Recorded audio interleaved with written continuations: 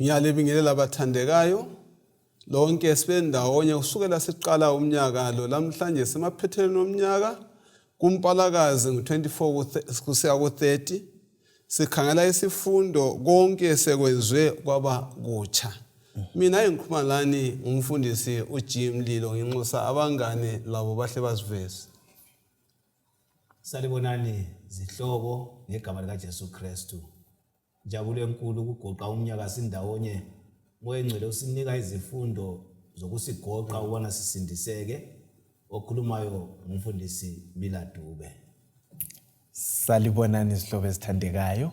Thanda lami kulibingelela igama lenkosi yethu Jesu. Sibonga inkosi esithungamileyo kugoda yona le sifunda ngokufa lethemba esilalo. Mina engikhulumayo nguAmos Maforo.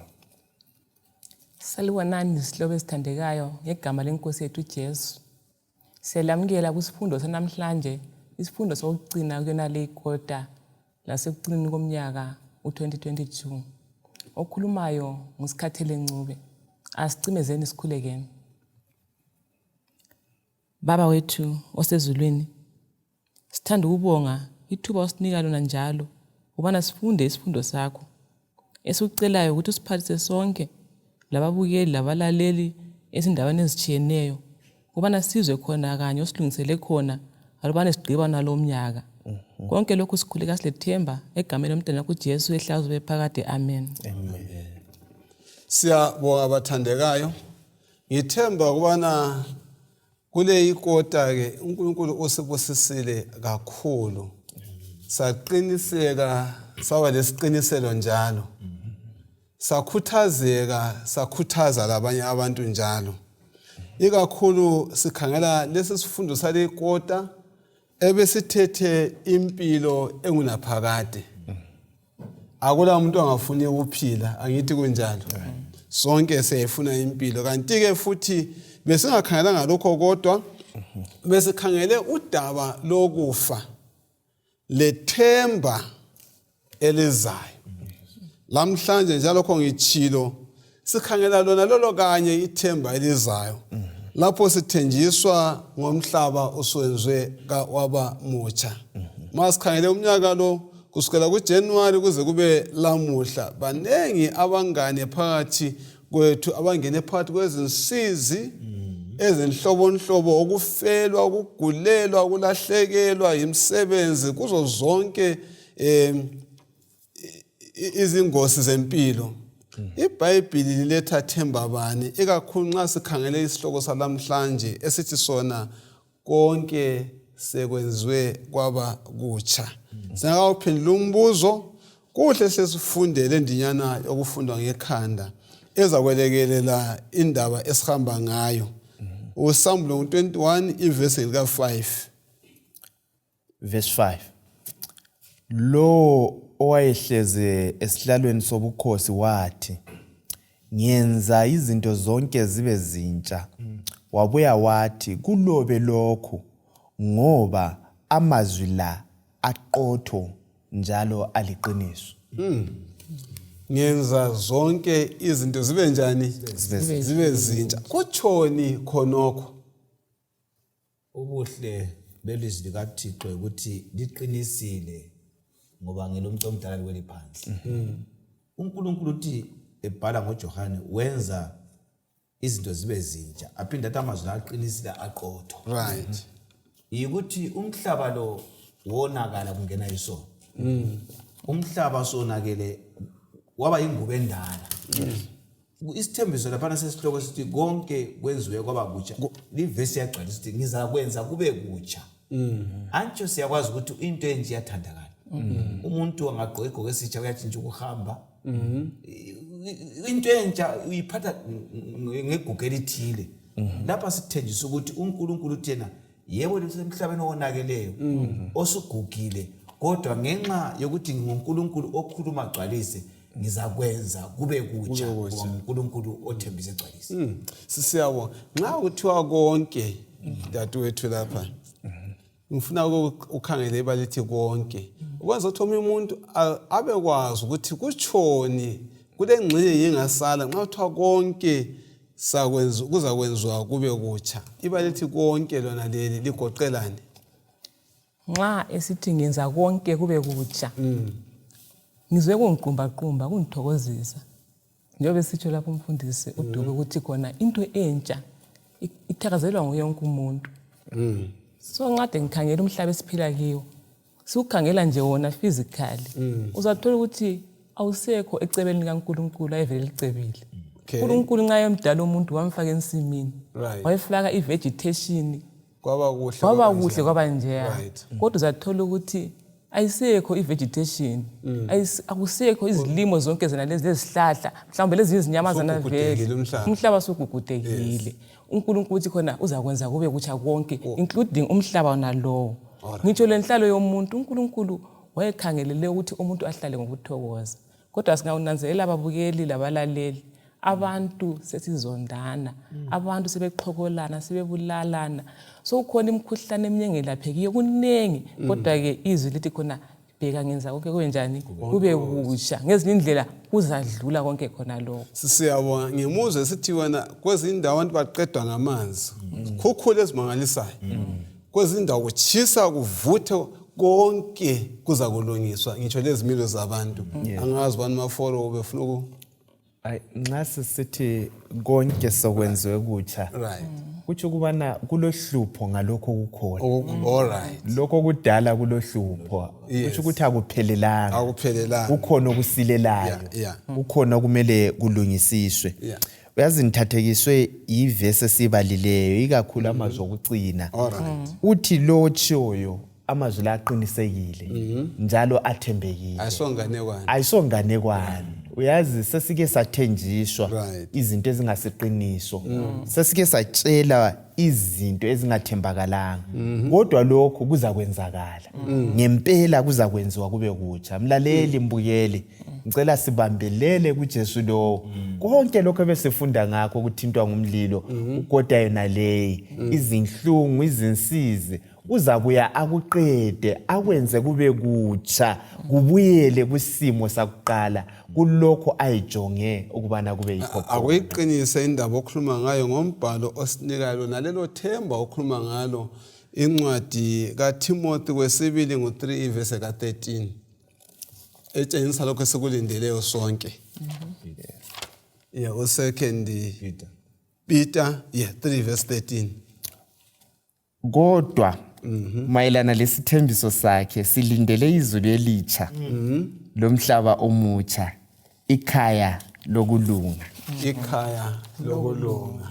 akunithintele ngendaba yekhaya lokulunga silindele umhlaba omuhle lapho kulindele khona yini ikhaya lokulunga ungathi ngakho khona okusingakayi phambili nxa sikhangele ukulunga lokho sithola ukuthi khona kuzabe kukhona ekhaya elitsha siyawufumanisa ukuthi lokhu kulunga asoze mhlawumbe sikugqokiswe mhla uJesu eqhamuka kudingakala ukuthi sisakhamba khona lo mhlaba mfundisi sikudinge khona lokhu kulunga ngoba soze seqalisa ukulunga esingazange sikujayele vele sisemhlabeni siqala khona lapha siyabonga kakhulu yebo Duvi ebhala ivesi le phezudlwana uthi kuzaba labahleki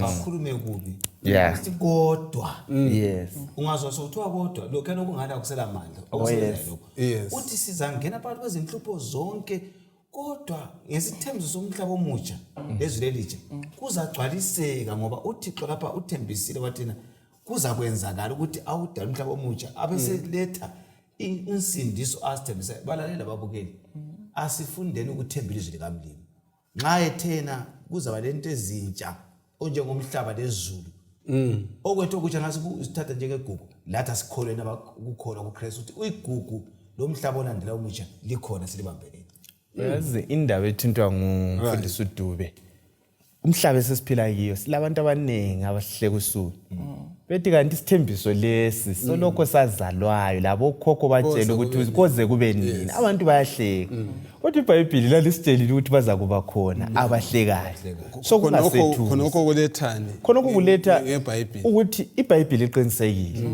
aliqambi manga lithemba yeli uNkulunkulu wakubona ungakenzakala kuyasinikeza futhi isiqiniseko sokuthi kuza kwenzakala nxa wenelisa ukukhuluma ukuthi lo kuzaba labantu ababehleka ende siyababona so thina nxa sibabona laba bantu besiqaqele kanje asibeni lethemba ukuthi hayi ikhaya lokho kumele kwenziwe ukuthi sokuseduze sibambelele masinyane awuzabe asithathe uJehova sihlobo ezithandekayo akukhulumayo kuyagcwaliseka kwenzakele izolo kuyeza kwenzakala asimthembele sisiyabona lokho kuqinisa kakhulu ukuthi izithembiso zikaNkulunkulu kazinjani kaziweli phansi kunjani asike sikhangeleni ngamafitshane kanti vele leli viki kuyini ezakuthi sekuthinte ngamafitshane nxa sichithi sesiqedile lesi sifundo salamhlanje kuyini singasaya sekuphethe ezandeni zethu sizakhangela kakhulu izulu elitsha lomhlaba omutsha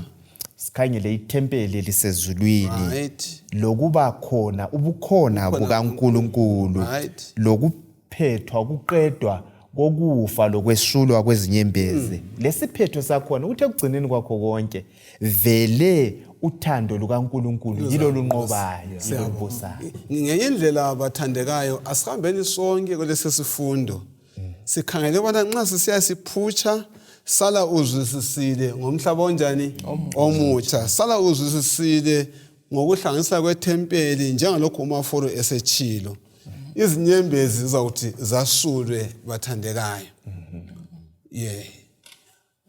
kubalandeli benkolo yesiGreek balebala elithi lona okwenyama leli bala elikhuluma ngokwenyama nxa esethinta ngokwenyama uyevele esitshoni mbani ongalichaza lelo maqonana lokwakomoya abantu laba amaGreek imicabango yabo ngiyokuthi into yonke ebambekayo impi yes bona bakholwa ukuthi into elungileyo ngengabambeki ngabonakaliyo so nxa usikhuluma ngokuthi kulezulu elizaba khona umuntu angena ahlale phakathi kwabantu akulanto enjalo ngoba kube sokubambeka kuba imfundiso ke esifinyelela labantu bonke ukuthi hayi izulu imicabango nje yabantu ukuthi baduduzane inhlupho zingabakhathazi kakhulu ngathi hayi umlinguzo uthi ngithe mina nxa uJesu kwathi uzazalwa wazalwa lezulu ukuthi likhona ngoba wahamba kulo uyaphinda kuyazosithatha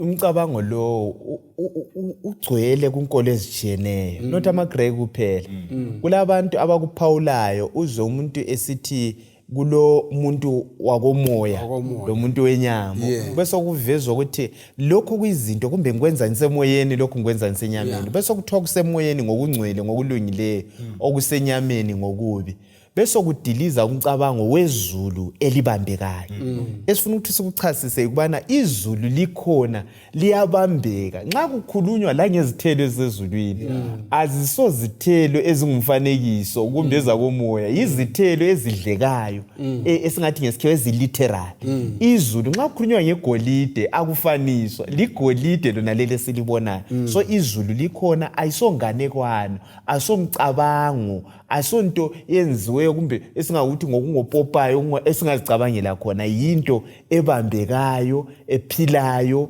lapho singayala sithembakele esiyakuhamba khona siyephila khona futhi okunye njalo okunye ungasiphathisa njengoba usitsho nje sikuthinta ukuthi inkolo zisuka bese ziphazamiseka khona lapho ukuthi yonke into ebambekayo enjani iyavola njalo kunzima kuyikholwa besifunda ngamaviki adlulileyo ukuthi khona asihloleni imibhalo okunye ungasiphathisa ababukeli labalaleli ukuthi nxa sifunda senze nje lawe phathe lakho iBhayibheli ubukhangela nxa sikhuluma ngamavesi yikho kuzasincedisa ukuthi khona lokho esikukholwayo sibe lesisekelo ngakho siyabona ngithemba kasiziphambanisi kuyacaca kulo mcabango wesifundo okuchiyo ngoDube okuchiyo ngomaforo ngendaba yenyama izalwa yinkolo kaSathane safunayo uqalisele ethi umphefumulo kanjani kawufi kanti nxa sesikhangela kwamanye ama context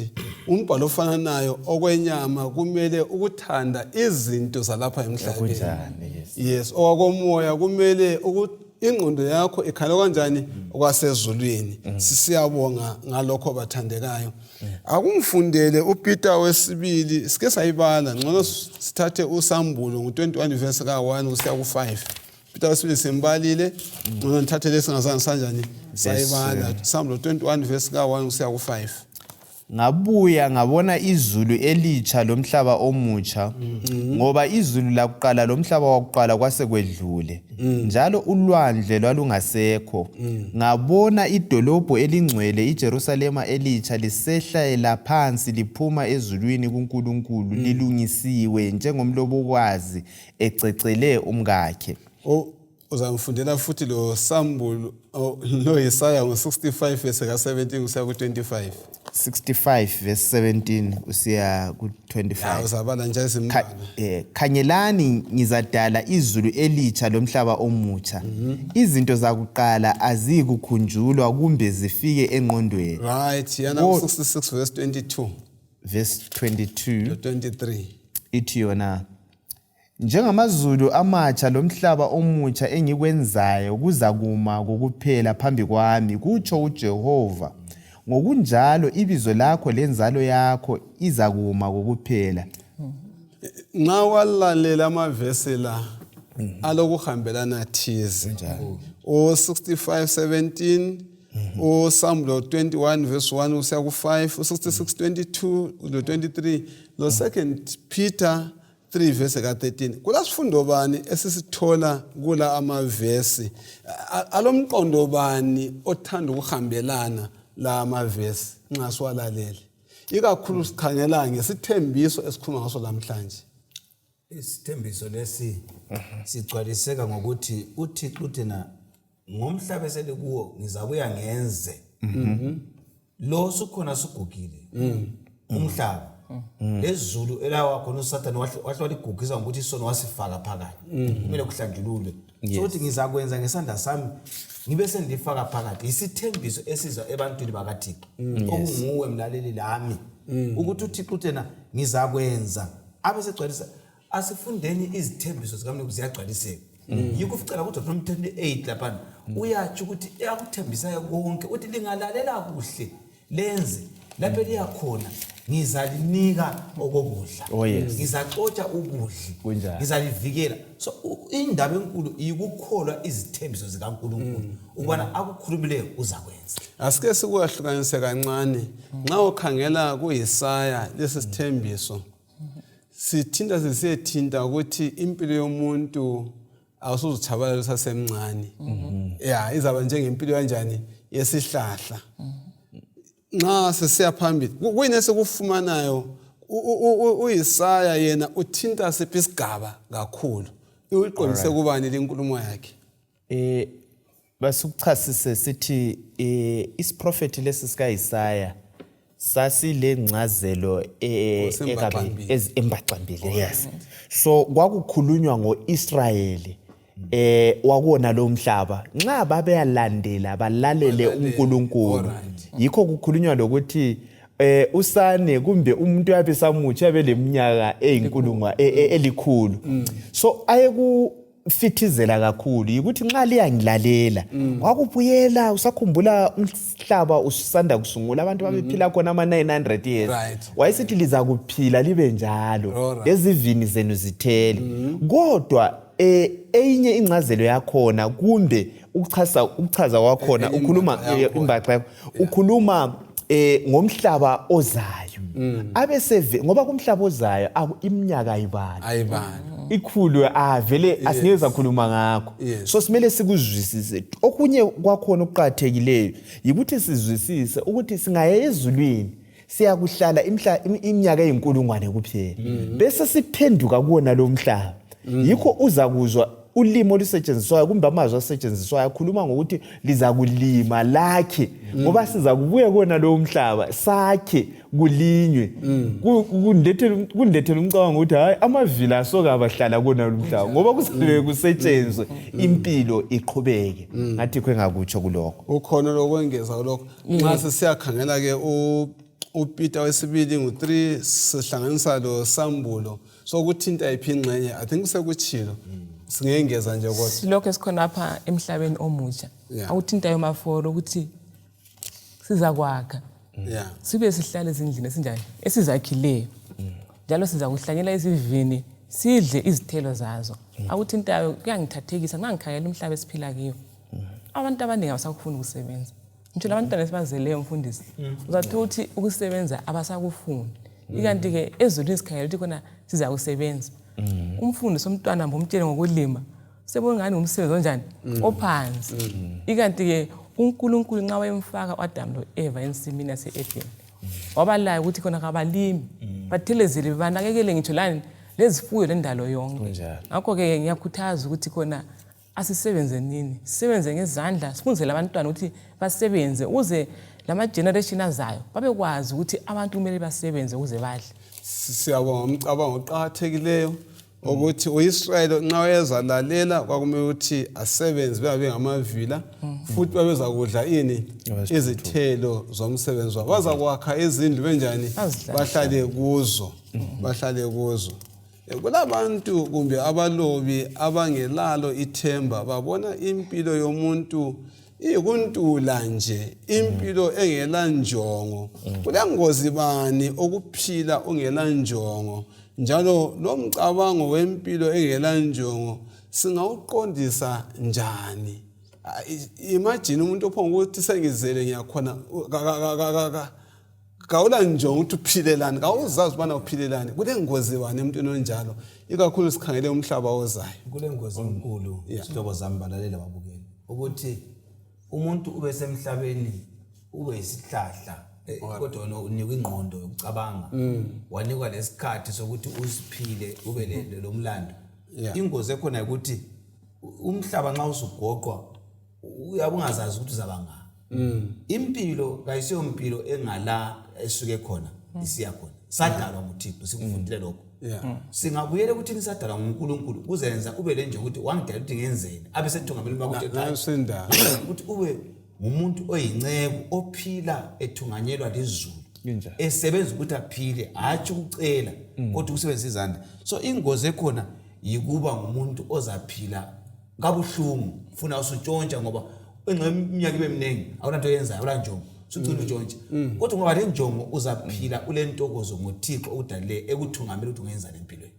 ngezindlela education akucabange ngumntwana wesikolo sesikolo kodwa engela njongo ukuthi wenzani usakhuluma besakhuluma benithatheka ngade ekuthinta lapha ngezindlela wonke umuntu ozelweyo ule njongo ukhona uNkulunkulu ambambise khona umele akwabela umhlaba akwabela imuli yakwabo akwabela icommunity nje lomhlaba wonke jikelele usathinta mfundisi lapha na ngithe njalo ku education ngiyengeza nalo mbuzo ofuna nayo ukuthi umuntu ongela njongo esesikolweni uvile uyaphutsha yini ukwazi kumele kwenze kuba nzima umuntu ongala njongo ngoba nxa usuzama ukumtshela injongo akusahambi akusatshelele njengokuthi nxa enevele njani ekuzwisisa uthena ule njongo uzasebenza gadalala ngoba uyazi injongo yakhe yes so lathi antu yabona nxa singela njongo asikuyitshaya intambo ngayo ngoba esimele sikwenze lo mhlaba omutsha lezulu elitsha kulungiselwe thina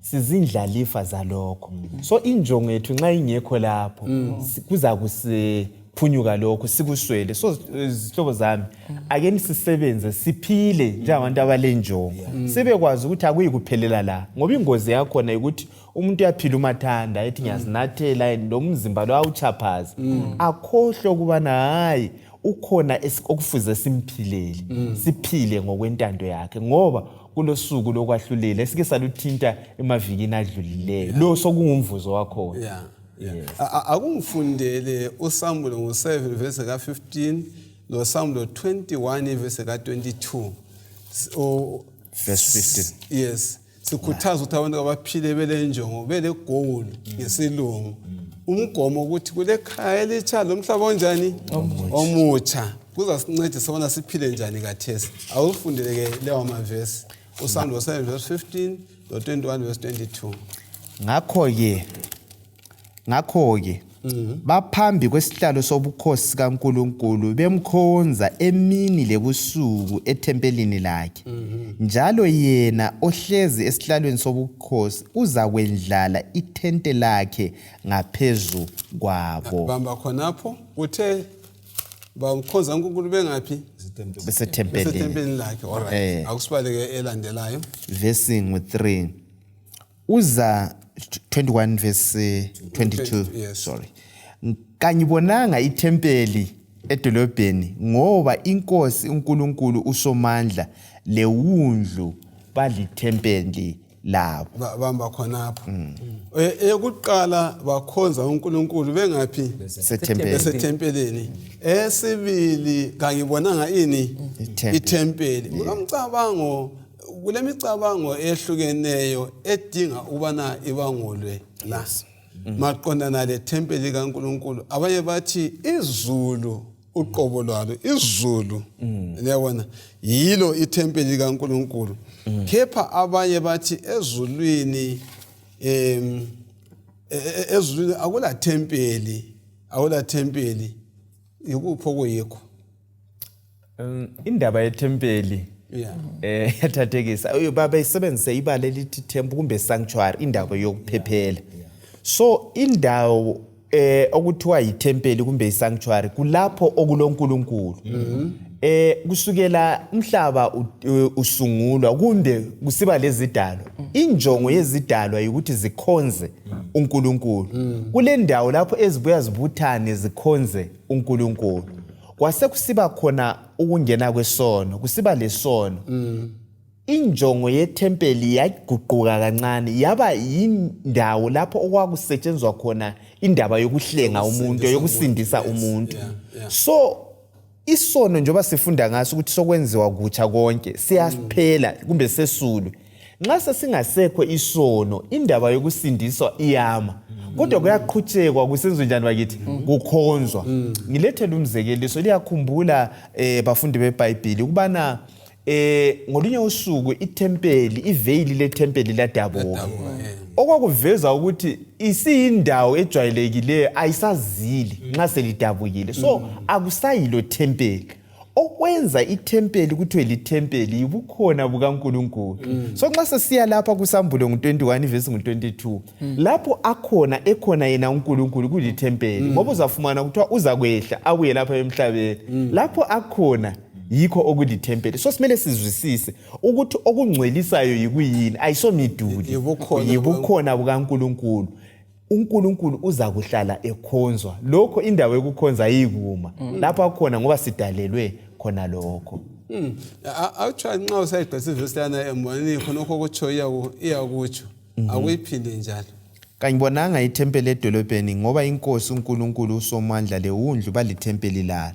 Idolobho kalisweli langa loba inyanga nokukhanyisela kulo ngoba inkazimulo kaNkulunkulu ilinika ukukhanya. Bengilanda lokho kutsho ukuthi uNkulunkulu lendodana yakhe banjani? Bayilithempeli. Otsho ukuthi ubukhona kwaNkulunkulu umfundisi befuna ukuthi la. Yes. uPaul yakathi lina lithempeli likaNkulunkulu. Kunjani? Isizathu ukuthi uKristu ngamukele sekimi. So angavela ngene ahlale sekuyithempeli ngoba yena xa ekhona bayithempeli. So lapha nxa uJesu ivesi thina uNkulunkulu lewundlu babe sebelithempeli lethu ngoba sesiphakathi labo sikhonza sidumisa ngenxa yokuthi siphambi kwabo. So ukuba lo Jesu yikuba lethempeli ngoba sephila phakathi kwakho usuba lobungcwele bethempeli osophila phakathi kwakho. Kanti vele yona incwadi yesambulo ilonjongo bani? Ngubani oyinjongo yale incwadi kakhulu? Ikakhulu nxa sifunda uSambulo 5 verse 13 lo Sambulo 7 verse 10 uveza ukuthi kule njongo bani ngale incwadi yesambulo. Akusibale yona lama verses. Ilapha ngikhalibona uSambulo 5 umfundisi manje. Ivesi ngo-13. Ngezwa izidalwa zonke ezulwini lasemhlabeni langaphansi komhlaba lasolwandle lakho konke okukukho kuhlabela kusithi kuye ohlezi esihlalweni sobukhosi lakulo iwundlu kakube lenhlonipho lodumo lenkazimulo kanye lamandla kuze kube nini nanini. Yes. U7:10 ithi yona bamemeza ngelizwi elikhulu besithi ukusindisa ngokukaNkulunkulu wethu ohlezi esihlalweni sobukhosi kanye lokwewundlu. Umbuzo uthi vele kanti incwadi kaSambulo iletha njengobani ikakhulu nxa sisizwa lamavesi sizwa esithini? Ukukhonza uNkulunkulu, ukudumisa uNkulunkulu Baba lewundlu izikhathi zonke kuvezwa lapha isambulo vele kutsho into eveziweyo ukuveza indlela yokukhonza eqiniso kukhonzwa uNkulunkulu ingunaphakade. Njalo kukhonzwa uNkulunkulu lewundlu ngoba yibo phela ukuthi khona lapha sebe sesiphambu kwabo bona sibe lithempeli bese sinika ubungcwele lobu inkonzo kayimi eyokudumisa sebedumisa insuku zonke sibabaza ukukhutshwa esonweni sibuyisela kuEdeni leyane ngawanga ngenxa yewundlu elinguJesu Kristu. Nxa ekhuluma ukuthi bheka ngidala izulu elitsha lomhlaba omutsha kulesigaba lapha iverse ka3 lapha ethi khona ithabanikeli kaJehova lizaba njani? Sebantwini. Wona la mazwi anga atshoni ahambelana njani la kaJeremiya ngo32 verse ka38 lo Zakariya 8 verse ka8 kodwa ungasibalela uphe uJeremiya ngo32 verse kabani 38 ahambelana njani? Jeremiah 32 verse 38 ithi yona iBhayibheli baza kuba ngabantu bami mina ngibe nguNkulunkulu wabo. Kutshoni khonokho? Yabona nxa kulezidalwa ngangithi mina uzidalwa zonke ngibone umuntu lama president isithi abantu bami ngangithi umuntu nguyoqhakatheke kakhulu uqhakathekisiwe uNkulunkulu. uJehova wasidala singabakhe silibumba lezandla zakhe. Ithi yona iBhayibheli siza kuba ngabantu bakhe lathi abe uNkulunkulu wethu. Ungabala uSambulo uthi yena uNkulunkulu uza kusuka athuthe isihlalo sakhe abuye azosifaka kuona lo mhlaba ahlale lathi khona la. So isenter yeuniverse yonke kuyabe kukhona la. Uyazi sithandiwe sikhethekile sikhethwe kakhulu umlimo wasiqhakathekisa ungazikhangeleli phansi. Asiboneni simdumise uNkulunkulu siloyise ukuyangena ngamasango. Yazi yathatheka. Right. Nxa esithi khona siza kuba ngabantu bakhe sibe ngabantu bakaNkulunkulu. Yazi uNkulunkulu esikhuluma ngaye ungumdali wezulu nomhlaba. Unguye obambe imphefumulo yethu. Ngitsho sihlezi khona lapha lani babukeli labalaleli lapha elikhona. uNkulunkulu esikhuluma ngaye nguye oyinsika ezimpilo zethu. Ngakho ke nxa sesifike esigabeni sokuthi khona sesingabantu bakhe ngenxa yokukhetha esabe sikwenzile siyahamba wona lo mhlaba kuyathokozisa njalo kuyinjabulo emangalisa. Ngicabanga ukuthi khona sonke nina sizimisele nini ukuthi khona sibe nikhona ekhaya ezulwini. Ngiyabonga ukuzwa amagama njengala ukuthi sizaba abantu bakaNkulunkulu. Akutsho ukuthi kulomunye wasidala eceleni. Hayi singabakhe ngokudala. Singabakhe ngokuhlengwa. Singabakhe ngokukwamukela uJesu njengenkosi kanjani lomsindisi. Lokho sokusenza kusahlukanise lo ongamamkelanga ngase ngumuntu wakhe. Lokho okukhethayo inkosi elathanda wana uyilalele uba umuntu wakhe. Usathanda mebani uKristu. Umthandazo ukuthi kasibeni ngabantu bakaNkulunkulu bathanda. Akusifundele uTimothy okuqala ngo6 verse ka16 le uyiqathanise lo John 1 verse ka18. Kodwa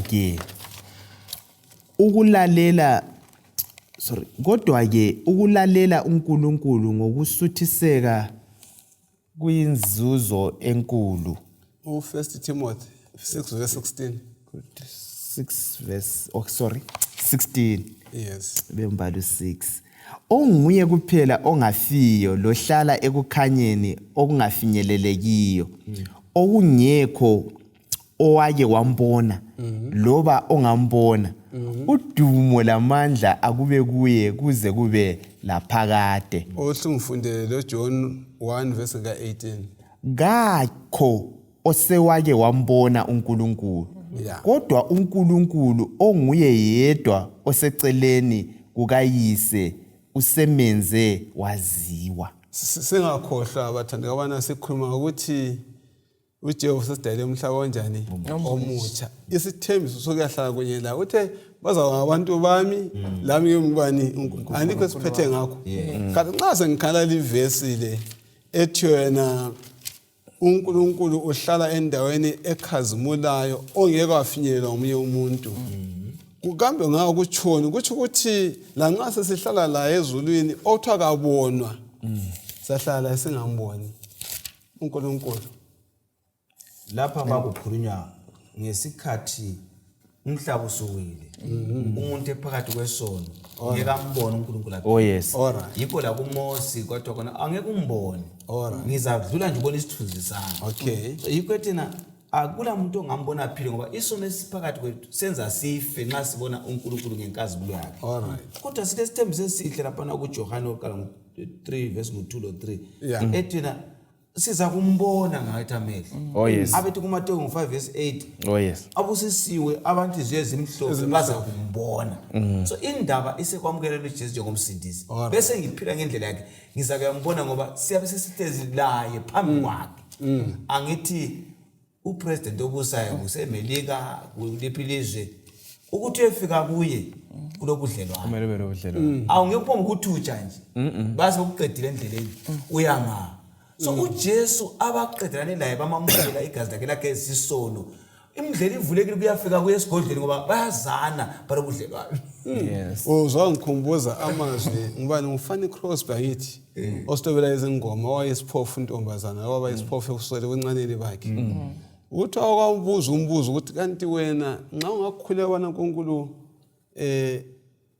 ungacela yini ukuthi uzuze amehlo okubona yini wathi umthandazo bengawenza ukuthi ngikhothi ibe isiphofu ngoba mhlazana ngivula amehlo ngizabona igugu lami kasenjani ngilibone ngaphansi kwelanga well siyabonga bona sizwisisa ukuthi hayi abahlengiwe bazambona uNkulunkulu asikuthi bahlaba kanjani bengamboni ufuna ukuthi usefithizela umfundisi vele okwenza singamboni isono uJehova ungumlilo oqothulayo isono lo ngobungcwele bukaNkulunkulu akuhambelani akuhlangani so nxa sesilungisisiwe isono saphela impela kithi sizenelisa ukuthi simbone uMose wakwacela ukumbona uNkulunkulu wathi akula muntu ongambona phile umuntu oyisona phile ngifuna ke khonapho lapho licho khona khonapho khonapho lapho licho khona nxa sifuna ubona simbone siphila njalo kusizambona kumele senzeni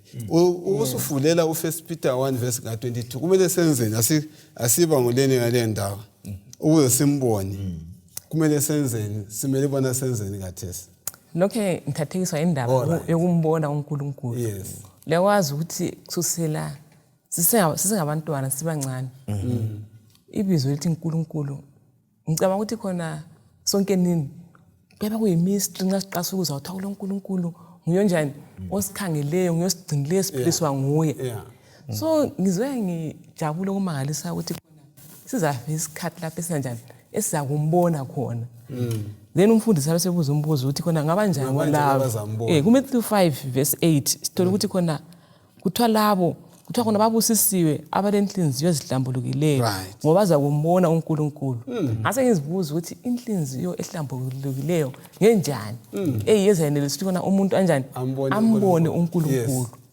ngenjani naleyo inhliziyo ehlambulukileyo nxa sifunda kuPetro oqala ngu1 verse 22 ithi ngokulalela iqiniso selihlambulule imphefumulo yenu ukuthanda abazalwane ngobuqotho ngakho ke thandanani ngokupheleleyo ngenhliziyo yenu yonke imphefumulo yenu lihlambulula ngani ngokuthanda abazalwane ngobuqotho esiphumulayezo ukuthi khona sithandane kodwa ungathola mfundisi ngeke ngimangala ukuthi kathi vele sibangane njengabantu uthando lusekho ebantwini uthando solupholile abantu siyazondana asifiselana okuhle kungaba khona mhlawumbe usehlukanisayo uzathola ukuthi khona semfisa ukuthi vele ngabe njani ngiyakugudlula ikanti ke iBhayibheli lasitshela ukuthi khona abahlambulukileyo yilabo kanjani abathandanayo isihloko sithe phambi kukaNkulunkulu lapha abaphambi kukaNkulunkulu balenkazimulo kaThixo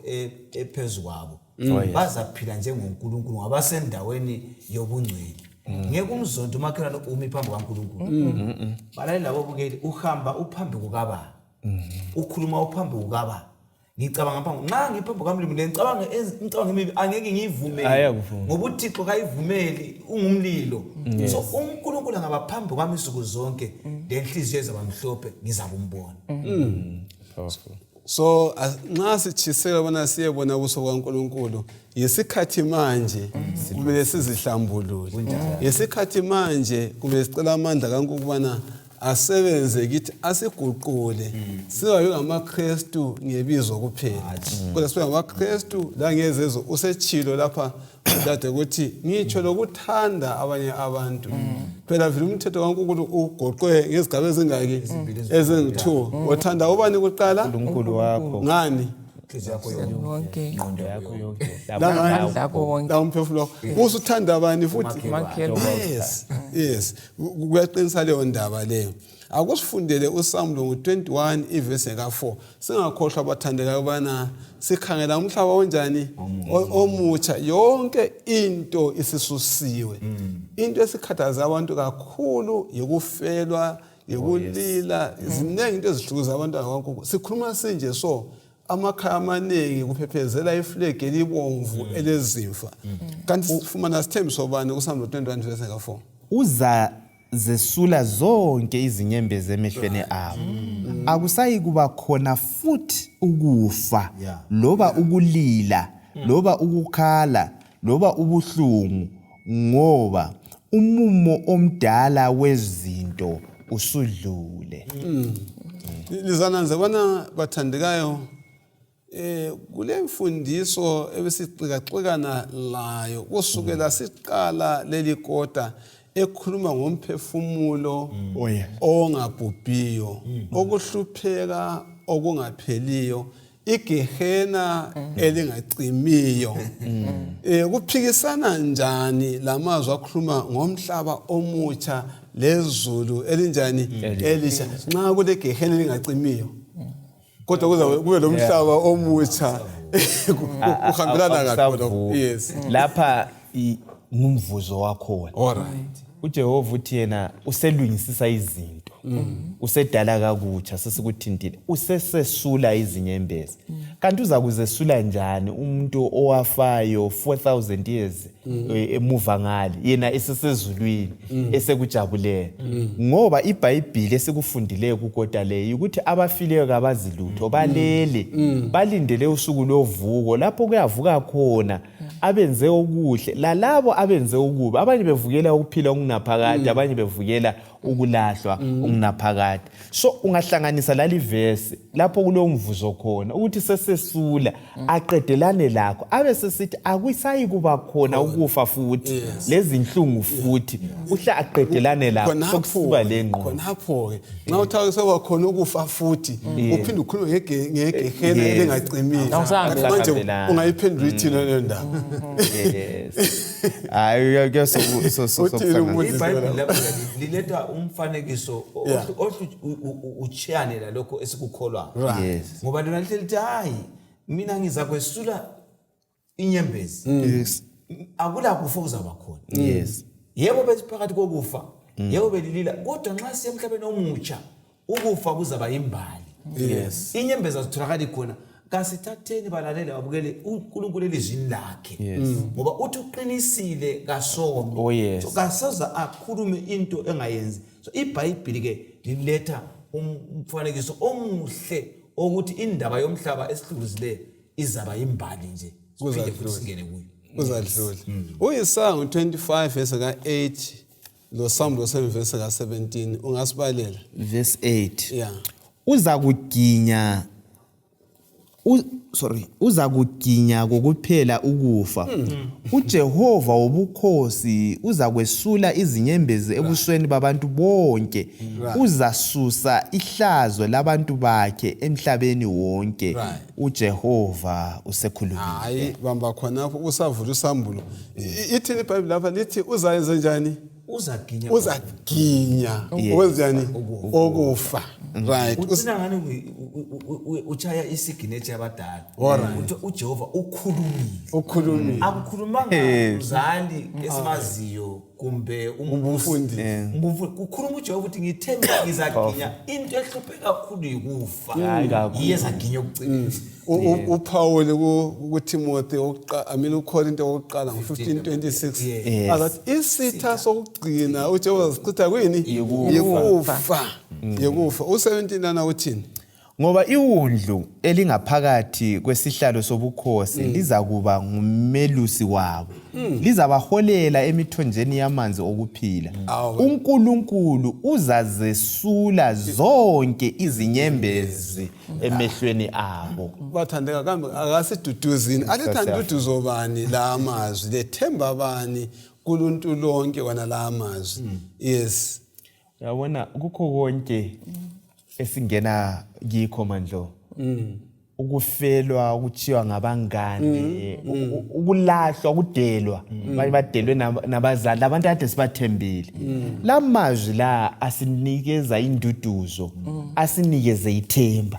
Uthi kulosuku lapho kuza kwesula, kuqedelwane lakho konke konke. Uyazi kunenge esingena kikho, kumbe ngitsho lokho kunenge esizazongena kikho futhi. Sisangapha kwelanga. Kodwa asingeneni silethemba. Silesibindi sikwazi ukuthi owakuqalayo lokho uJehova uza kumbhidliza owakusiqalayo lokho aqedelane lakho. Yikho kuthiwa isitha sokugcina aza kudila lakho esisikhathaze kangaka siyikufa. Sihlobo esithandekayo esimkholwayo ulamandla wonke endakuthembisileyo uza kwenza akufeze. uPaul uyakhuluma ngabantu abathemba kuNkulunkulu. Ku1 Corinthians 15:54 lo 55 labethena nakufa angapha amandla akho na. Aletha themba bani eliqhakathekileyo empilweni zoluntu lonke njalo sizabuka kanjani ukufa lokhu okusahlukanise lezihlobo uMaforo bekade ekhuluma ngakho. Singakhayela ukufa. Isitha esisihlasele kakhulu kathesi ngensuza namhlanje. Ungafunda amaphephandaba, umbulayeli news. Uzathola ukuthi khona akwenzakala ukuthi kuyephela ngazange uthola indaba yokufa. Konke khona lokhu kuyathokozisa nxa sicabanga ukuthi khona sikhona isiphetho sangikhona. Zeni singakhangela indaba kwesula kwezinyembezi. Uyakwazi ukuthinta iMaforo lapha ukuthi kunengi okusenza sihlale sibihla okwenzakala emhlabeni kathesi. Ungakhangela domestic violence. Abantu sebehlukumezana emtshadweni. Umtshado oyisibusiso uNkulunkulu athe udala wawungcwelisa. But kathesi ungakhala uSathane seyenzeni. Bayakhala abantu emtshadweni. Ukhangele futhi njalo iunfairness ekhona emhlabeni. There's so much unfairness. Ababi behlukuluza abantu abalungile bengela macala. Omunye umuntu azazibuza ukuthi kanti sho uzaphetha ngani. Kodwa siyakuthola ukuthi hayi isiphetho sangikhona sinjani. Sikhona uNkulunkulu kalibalanga sokuthi ukhohliwe asuthi kakubona okwenzakalayo. Isolution isendleleni bathandekayo. Owethu ukuthi khona simamukele uJesu isikhathi sekhona njalo siphile laye sithathe ukulunga kwakhe sifunde ngakho eqaliseni ukuthi khona kuphila labanjani abalungileyo abakupractice khona abasahamba emhlabeni yibo bazakwanisa ukuthi khona bembona uNkulunkulu. Yes. Sisiyabonga bathandeka bana sizwa amazwi amahle kangaka. Ukubana kuzaba lentokozo emangalisa esithina icelebration ngokufa. Yikho thana kufa angapha amandla akho. Umuntu esebamba iqole ukufa lokusokuhluza abantu okumangalisayo. Ngiyangibone umuntu othiwa isigebengu sesiqede abantu. Mhlazana efaya abantu baqhakeza izandla uthi saze safa sanesigebengu labantu bazakuqhakeza izandla mhlazana ukufa kusifa khona ukufa ngokwakho. Akungifundele uSamuel 22 verse ka3 kusiya evesini ka5. Verse 3 siya ku5 uthi yena akusoze kube lesiqalekiso futhi isihlalo sobukhosi sikaNkulunkulu lesewundlu ziza kuba sedolobheni njalo izinceku zakhe zizamkhonza. Zizabubona ubuso bakhe lebizo lakhe liza kuba semabunzini azo. Akusayi kuba lobusuku futhi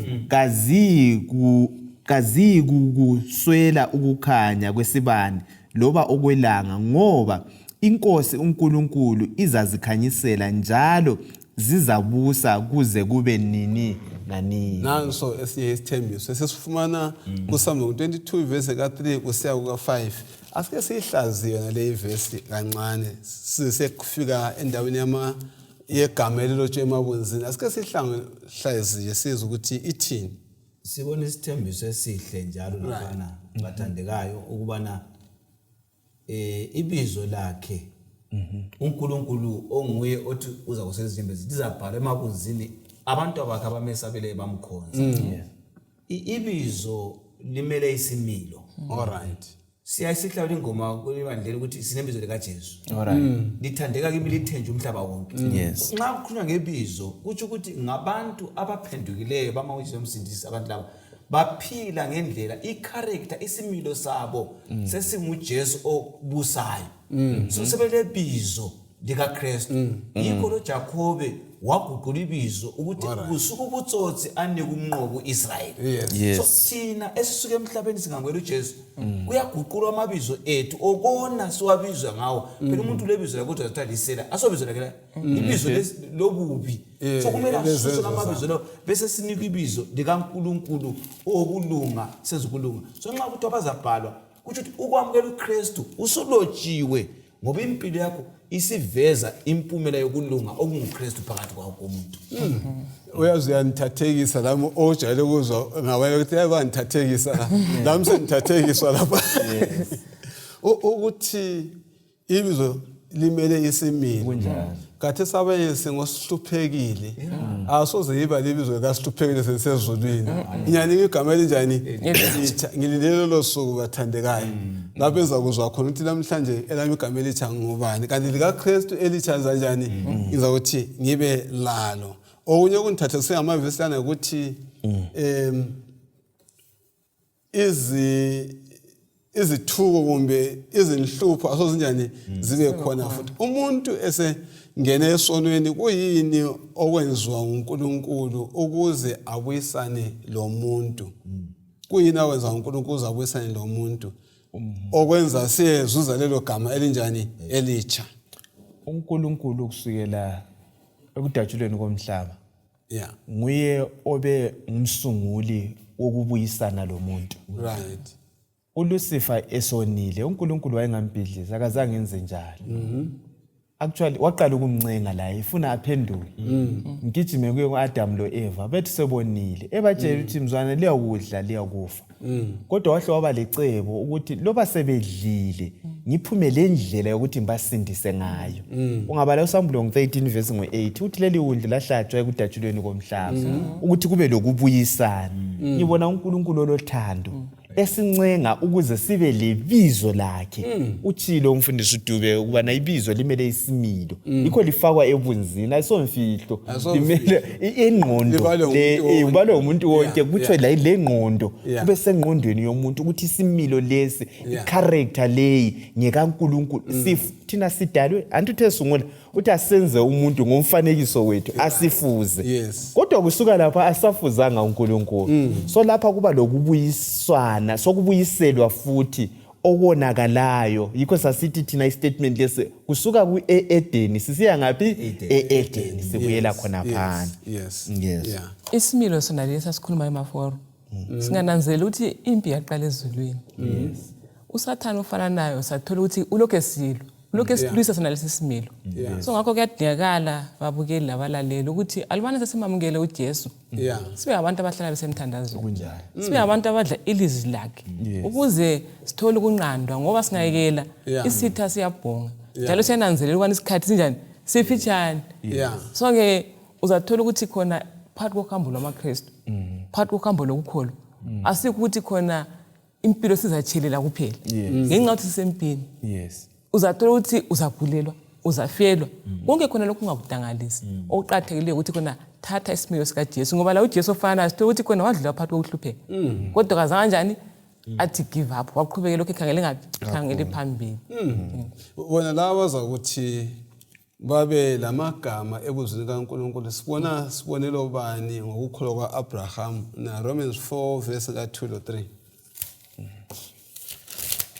uAbrahama uba yibaba ukukholwa ngoba wathemba wakholwa kuNkulunkulu. Mzabala la uRomans 4 verse bani 2 to 3 ithi yona lapha Uma ngempela uAbraham walungisiswa ngamazwi wayelakho okuzincoma ngakho kodwa hathi phambi kukaNkulunkulu. Kanje umbhalo uthini na? Uthi uAbraham wakholwa kuNkulunkulu njalo kwabalwa kuye njengokulunga. Siyabonga kwabala kuye njengokulunga. Indaba yikuyini? Yikulunga. Yabona mfundisi yikulunga yikukholwa. Akudingeki ukuthi uzuyenza olunye lutho uzusindiswa.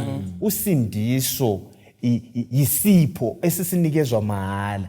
Kodwa nxa sesisamukele lesi sipho, sesiphila okwentando kaNkulunkulu, sesibalekela isono, awusoni futhi ngoba usindisiwe. Okukwenza ungabilisela ayisikho ukuthi uhlakaniphile kumbe uyabalekela ukutshontsha, yikuthi usindisiwe kwenzelwe umusa. Asamukeleni, asibeni lokukholwa njalo kuNkulunkulu onjani osindisayo. Siyabonga abathandekayo. Ngizacela umfundisi uDube njalo besivele siphethe indaba yempilo engunaphakade ekhaya elitsha. Abantu bathwele nzima ngokufela, bayakhala abanye abaningi, abaselahlekelwe lithemba. Ulelizwi bani lokucina ugoqela lokhu esifunde ngakho lapha, ongakutsho ngamafitshane uqinisa abazalwane ngekhaya elitsha, ongatsho uzalandela udade abesesicina amaforo ngamafitshane nje sonke abesesikhulekela amaforo. Siyabonga sithobe ethandekayo. Sifunde lapha ukuthi uNkulunkulu nxa ephakathi kwethu ubukhona bakhe busenza sihlengeke. Izinyembezi ziza kwesulwa. Isiphambano yiyo indawo lapho kuzakuzenza ukuthi ingoma sizihlabelele nxa samukela uKristu sibe ngabahlengiweyo. Asikholeni uJesu lelizwi lakhe lesiphambano ekhaya siyakufika. Kwelinye ilanga siza kuchibilika sisho umhlaba siye ekhaya. Bathandekayo, umhlaba lo uyasihlukumeza ngendlela ezishiyeneyo. Kodwa ithemba esilalo ukuthi akusoze kuhlale kunjalo. Likhona ekhaya ubaba wethu osezulwini asilungisele lona. Asilungisenini isikhathi sisekhona, simamukele uJesu njengenkosi lomsindisi. Othembisileyo uthembekile bathandekayo. Impilo engela kuphela iyeza. Kasikhaleni izihlobo zesitshiya kodwa umhlaba omutsha olempilo entsha uNkulunkulu uzathi asamukelise wona masinyane. Singakhangela ibhuku okuthiwa uGreat Controversy, ipage 651 lo page 678. Kulezicaphuno ezithathekisayo lapho esikhunjuzwa khona ukubana impikiswano lesiphathina kwayo okuthiwa iGreat Controversy izafika emaphethelweni. uJehova uza kuyiqeda. Nxa eseyiqeda uza kudala kakutsha. Into esiyakuyitaticha ingunaphakade yonke yisiphambano lesikwenzelwe nguJehova. Uthando lukaNkulunkulu lubuyiselwa kuvezwa ukubana iuniverse yonke le kubusa uthando lukaJehova. Umlimi olomusa kasenzele umusa lapho esikhona, simethembe kuyakuphela akuyi kuhlala kunje. Asibeni ukhumbule abaningi abafeleyo nxa ukhuleka. uNkulunkulu abanike ithemba kakhulu. Asikhulekele babo sezulwini, asidinwa ukuza ngakuwe kanti vele singaya nga. Wena nguwe wedwa isiphephelo sethu. Nkosi sizwile ngokubana uza kwesula izinyembezi, uza kudala kakutsha konke lokho esikubonayo. Sithanda Jehova kuba lokukholwa ubana sibe lesiqiniselo sokuthi lokho konke uzakwenza. Thanda kuletha ibandla lakho lababuyeli labalalele umhlaba wonke jikelele abangeke basezinhlungwini lezinhluphekweni ezitshiyeneyo. Nkosi ngenela, qinisa, yesula konke okubakhathazayo. Ngicela udale kakutsha, menda izinhliziyo ezidabukileyo. Ngenela Nkosi, wena ndoda yabafelokazi baba wezintandane, ngenela Nkosi, siyakunxusa ezimpilweni zethu. Isifundo sona lesi kasizwakale bese sisiphila, sibe lokukholwa, sikwazi ukubana uza kungenela ezimpilweni zethu, uza kudala kakutsha. Ngumthandazo wethu lo wokukholwa egameni likaJesu Kristu esilibonga manje kuze kube naphakade. Amen. Amen.